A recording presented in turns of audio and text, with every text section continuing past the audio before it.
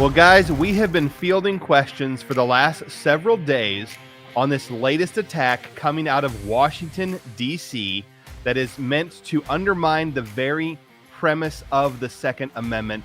Aaron, what is going on with S.3589?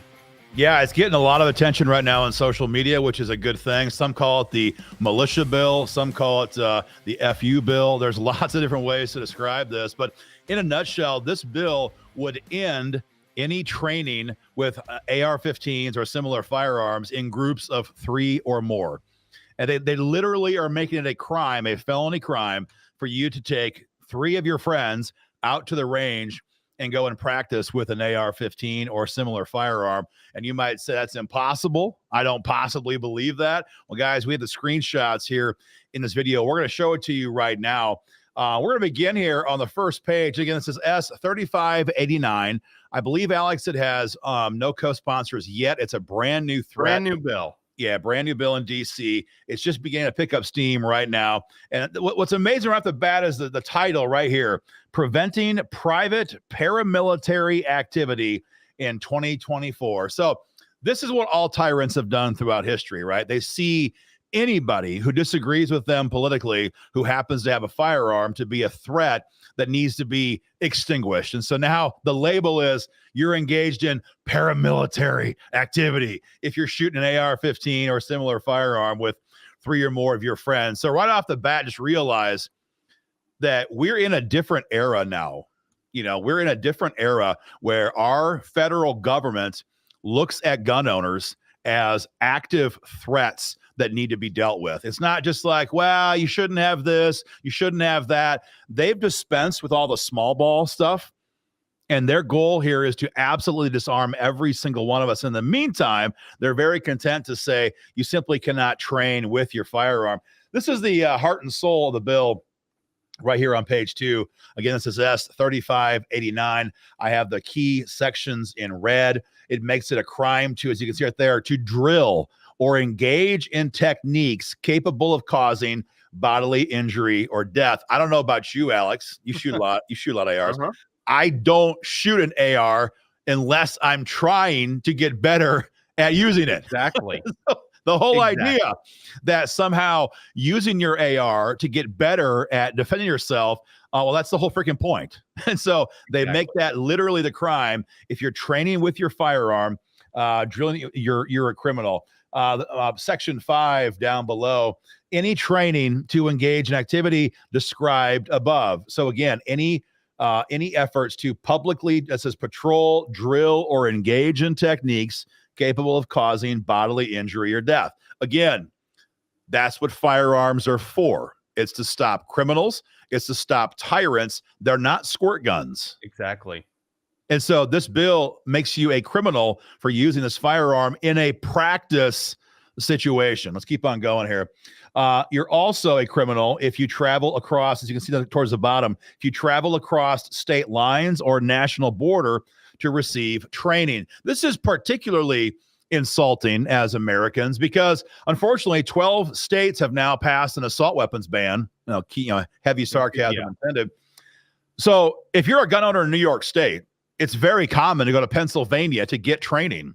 If you're a gun owner in Illinois, you come across the river into Missouri. If you're in D.C., God help you, you come down to North Carolina. You can't even Virginia is almost off the map these days. It's very common for gun owners to go across state lines to get trained. Alex, in fact, wouldn't you make the case that it's the definition of us trying to be responsible to receive advanced training, which a lot of times means going out of state lines?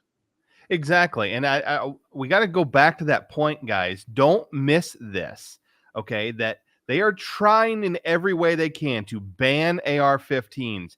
$1,000 tax on AR-15s if your state won't ban it. They're universal background checks, everything they can to take away the guns. And God help you, if you find a way to continue to have a gun in a whatever loophole they have left, now they want to come after us for the training even out of the states that have made it a criminal activity to own those very guns. So yes, I travel across state lines all the time to take training courses with other instructors to get better at it. And so please understand, this The mentality switch in DC is just completely ramped up to the highest level. And this is an attack like you couldn't have imagined 15 years ago. Exactly. And again, it's baffling that they're literally punishing people who want to be more safe with their firearm. That's the whole point here. It's absolutely absurd. Last screenshot here. I'm sorry. The bottom of this one talks about using any firearm that's crossed state lines. That's pretty much almost all firearms. And finally, any firearm that uses large capacity ammunition feeding devices. So basically all your ARs, all similar firearms, all guns that use more than 10 rounds of ammunition. It's a full-on purge. If you want to grab your side-by-side, ivory inlaid hunting shotgun, you can be Merrick Garland's guest. But for everything serious, it's a crime. And Alex, what's unique here, I wouldn't say it's never been seen before, but what really caught my eye is the penalty section in here. And of course, there's jail time. There's felony versions and misdemeanor versions and enhanced penalty versions. What's really damn dangerous, though, is the other penalties they've stuck into this bill. Here's a screenshot from the last page of the bill. You can see right here, the Attorney General, it's Merrick Garland, can bring civil action for preventative relief. And if you see down there on line 2, for someone who is or is about to engage in this prohibited activity. So what does that mean? A civil sanctions means that Merrick Garland can drag you into court and try to get protective orders and civil judgments, aka money, from you in advance because you were thinking about engaging in this prohibited activity. So, just to be clear on this, that means you're broke, you're bankrupt, you're done, because they will literally be able to use the power of the DOJ, the budget of the entire United States of America against you, against me, against any gun owner personally, to say you were about to go across state lines and shoot an AR-15. We're going to take you down. And so you're done. You're done. And what's so damn insidious about this is that there's not the same burden of proof. And in criminal court, it's beyond a reasonable doubt, and you can request a jury trial, and you have a lot more options. When it comes to a civil judgment, it is the preponderance of the evidence. That means it is more likely than not that you were about to do X. That means basically if they can show a 51% likelihood, you're screwed. You're screwed. And so here it is again.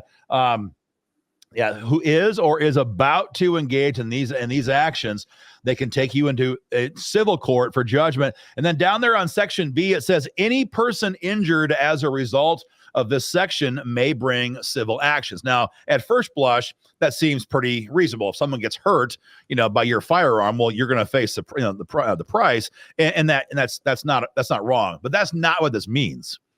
Because they're saying that any person injured by you training, that doesn't these days just mean physical harm anymore.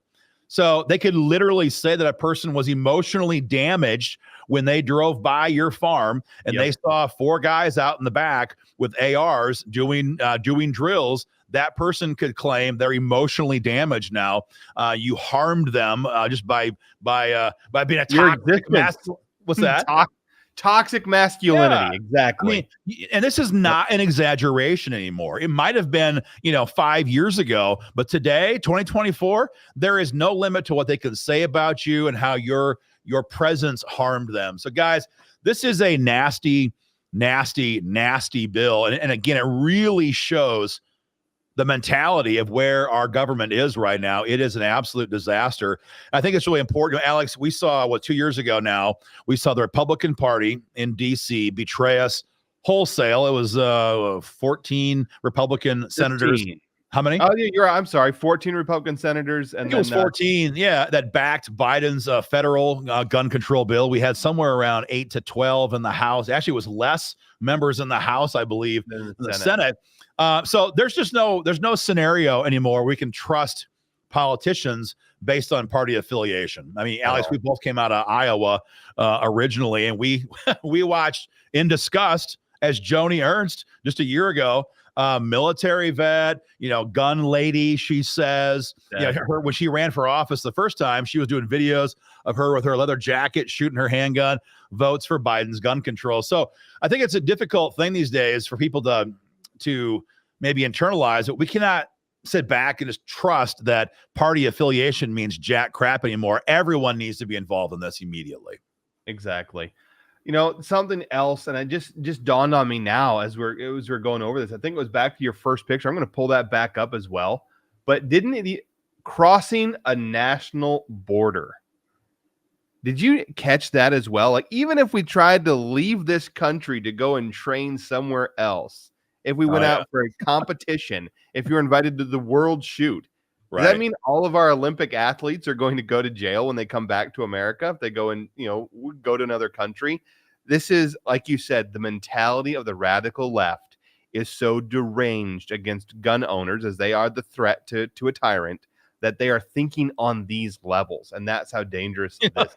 I mean, this is a rabbit trail, Alex, but you mentioned going across national borders. A couple of years ago, and everyone can Google this for yourself. A couple of years ago, it became a national news story when the state of Minnesota was literally having suitcases full of cash be shipped out of the airport at MSP over to Yemen, to Syria, to Iran, to Iraq, all of these countries, directly funding terror camps. It's all over national news. It's no secret. Yep. And it was state monies given to certain population centers in Minnesota that then literally put that crap in a suitcase and they flew across the globe to fund our nation's enemies. So that was never military a problem. training. Yeah. It may have been an optics problem, but it wasn't a real problem for the left. But boy, if you drive across the river from Illinois into Missouri, or if you come down from New York into Pennsylvania, or from California over into Nevada, by God, you need to be put away for a lifetime or civilly fined. Yeah, civilly fined into oblivion. Guys, we couldn't help but laugh about this. They would very much be putting our own founding fathers, got a photograph right here. I mean, this is what they want to avoid. They want to avoid American citizens training to defend themselves. This is the history of our country, and they know that. And as all good tyrants, they're desperate now to get out ahead of this, to make it a crime for us to own guns, or in this case, to even train with the guns we've got. It makes me laugh, Alex, and think about, not laugh, it makes me disgusted. And I think about that line on the movie Braveheart, and William Wallace's friend says, they won't let us train with swords, so we train with rocks. Well, guys, we should not let that happen here in this country. And the good news is that we've already got 25 to 30 million of these AR-15s in circulation. The genie is long out of the bottle. I think every day that goes by, another gobs more are sold into the American population. That's a great thing. Keep it up. Buy more of these. Train with them. And again, though, in the meantime, take political action as well. Too many gun people, I think, Alex, sometimes they spend money on guns, which is great, ammo, which is great, training, which is great, but they forget about the fact that we have got to defend these freedoms in our state legislatures and in Congress, because our freedoms are only ever a generation away from extinction, especially these days. And when it comes to our Second Amendment freedoms, so guys, there's a link beneath or above this broadcast. And frankly, it doesn't matter what state you live in. If you're in a red state right now, your Republicans are feeling pressure to betray you on gun rights, and they have to hear from you right away. If you're in a blue state, they're mostly all commies. They like to vote for this. However, it is an election year, and there are a lot of Democrats, we're being told on Capitol Hill right now from our sources, who are getting kind of concerned that Biden's harebrained agenda on guns may cost them dearly. In fact, there's a scenario where they actually lose the Senate in November. And so the more pressure we can put on Democrats in blue states, they're not ever going to change their mind and become pro-gun. Alex, you're in Georgia. You're not going to get Raphael Warnock or John Assoff to, and that was an intentional slip of the tongue. You're not going to get them to vote pro-gun, but we don't have to get them to vote pro-gun. Our goal here is to remind them this may cost them their majority. And if we do that, guys, we win. So hit the link, take action. Again, doesn't matter what state you're watching this in, and then share our broadcast, guys, on social media. People have got to know what's going on right now in Washington, D.C. That's why we produce these videos.